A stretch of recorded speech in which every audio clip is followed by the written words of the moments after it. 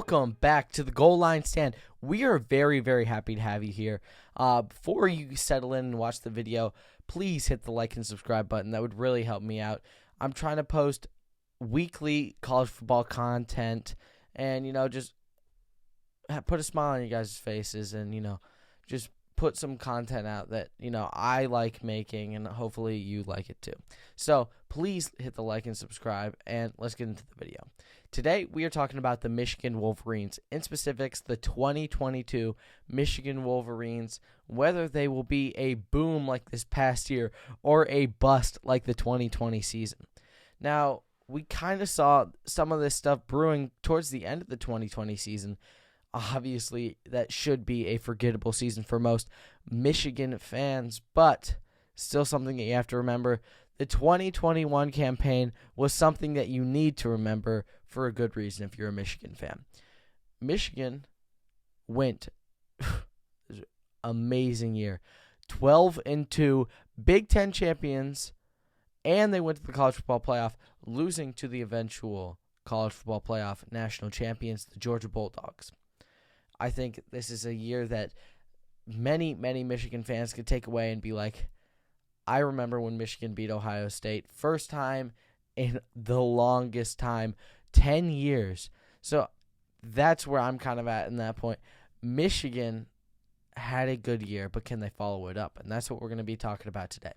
They had some key additions in the recruiting class. I picked out 3 just to kind of showcase for you guys.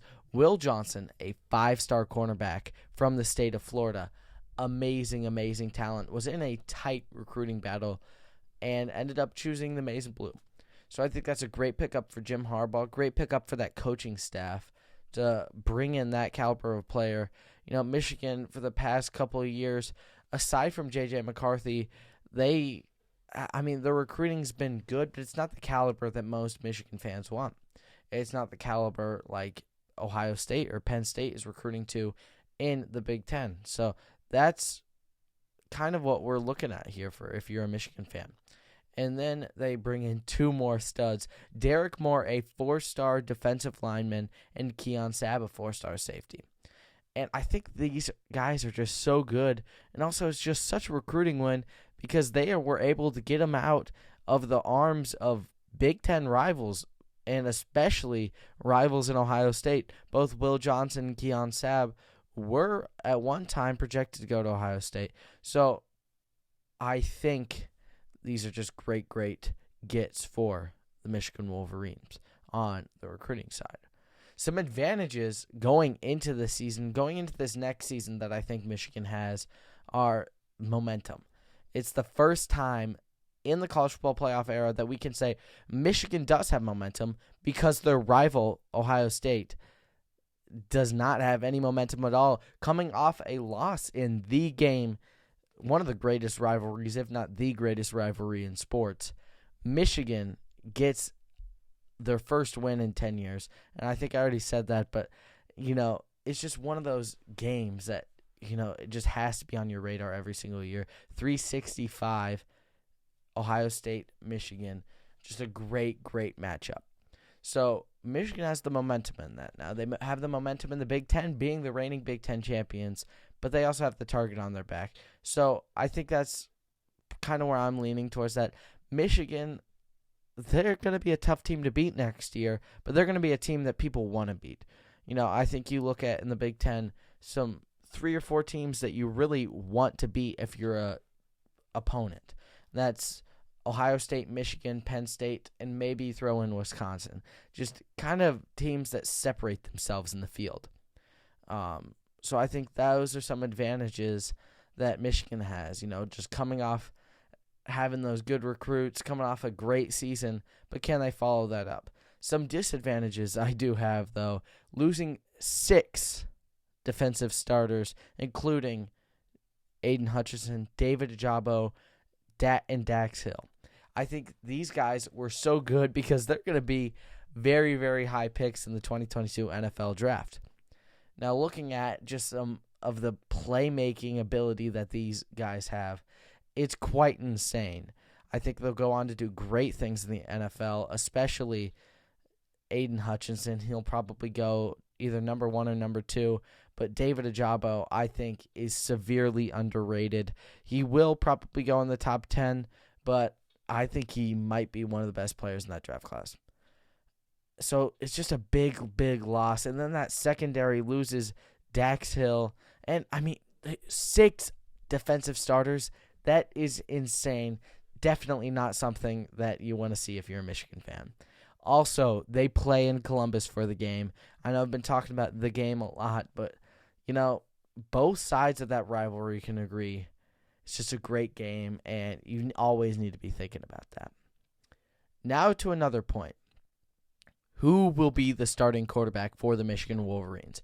You have J.J. McCarthy, the younger, the sophomore, and you have Cade Mcnamara, the senior. Cade McNamara has been there starting for 2 years with Michigan. He's led them to some pretty good seasons. Actually, his 2020 season was pretty terrible, but his 2021 season was a lot better, a big, big, big improvement. Obviously, we talked about the record, but also for himself personally. So I will have some stats for you guys.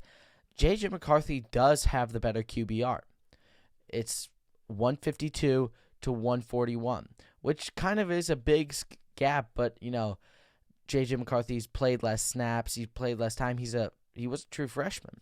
And, he was a 5-star get from the state of Florida. Jim Harbaugh had to pull out all the tricks in his bag to go and get him. I think if Jim Harbaugh is smart, he starts J.J. McCarthy this year. And, with all that being said, Cade McNamara, he might win the job, and it might be like one of those close quarterback battles that go all the way through fall camp. And I hope that is, because that's just something that you want to see if you're a college football fan. But, I just think for the success of Michigan, J.J. McCarthy should have the job. Also, they're very similar on stats. I'm pretty sure you could see on the screen.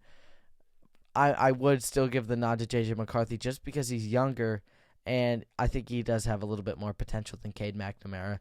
And he just has that playmaking spark and ability, and we saw that earlier in the year. But I think we'll see it going into 2022 for sure. Now, I also want to bring up one last thing, and it's kind of been floating over all Michigan fans' heads. Is Jim Harbaugh even going to be the coach in the next couple of weeks? I know there's been reports saying that he's been mulling his future at Michigan, possibly making that step up back to the NFL. Obviously, he coached the 49ers for a long time, possibly looking to go to Las Vegas or some other team that would have him. And, I think now is the best time if he's looking to make that move, coming off that great year last year. If he does want to make that move, now's the time. I don't want to see that happen because I think Michigan's onto something now, and I want to see more. I want to see more competition from them. So that's where I'm at with Jim Harbaugh. But I also want to bring up a point that Michigan is insanely into their past and very, very historic college, very, very historic football team. And I think when I was doing some research about this, a Michigan man, I looked up the definition, and the internet says that a Michigan man is someone who dedicates their life for the good of Michigan and their fans. I think Jim Harbaugh's put in 8 good years of work and is just now starting to see some benefits of it, which is why I don't think he should leave. And obviously, he wants the money, he wants the job back, and I think it offers less security if he goes to the NFL. But also, that might be the type of football that he's willing to coach. So that's where I'm saying I don't know if he earns the title of a Michigan man. Obviously, he's done a lot. He's sacrificed a lot for that program. But I don't know if that title should be given to him. So that is my thoughts on the 2022 Michigan Wolverines, seeing if they can have another great year or have another terrible year. It's all up in the air now, and we have a good 7 months until college football. It's really sad, but oh well. Now, please like and subscribe, and we'll see you on the next one.